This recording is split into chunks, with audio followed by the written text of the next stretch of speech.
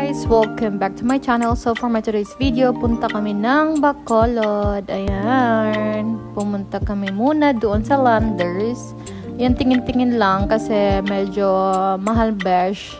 Syempre, at yan, kumain na rin kami ng lunch. At pumunta kami after doon sa Cherry Tigo dahil may kinanvas lang si daddy na sasakyan for his new business. Ayan, may red, may white at tsaka blue. Meron din silang hybrid na sasakyan, guys. Meron din silang mga Pro.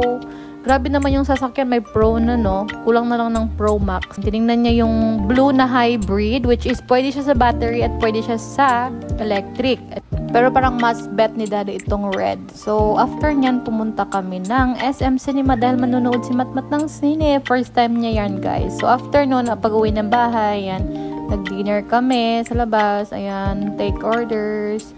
Yung on-order namin ay cheese stick, butter chicken, and pork sisig. Ayan, ang sarap, diba? Masarap talaga siya. Literal na masarap. So, ayan, kain tayo.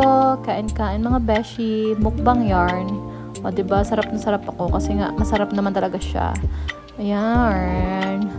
Sige, besh. Subo pa, subo. Subo ng subo. Ayan. Si Matmat din. Ayan. Hindi din siya magpapahuli. Daddy naman. Ayan. Pinakita niya yung angas niya sa pagbarel-barel. Dahil nga, pro daw siya. Propaganda. So, after nun, the day 2, bumalik kami ng SM dahil may binili si daddy sa iPad niya. Ayan. Si Matmat. Nag-order siya ng food dito sa Lechon House sa SM. Kain-kain. Ayan, yung in-order namin. Ang sarap. Pansit at saka kangkong. And after nun, kumain kami ng ice cream. Kumain si Matmat ng ice cream. Nag-share lang kami yarn.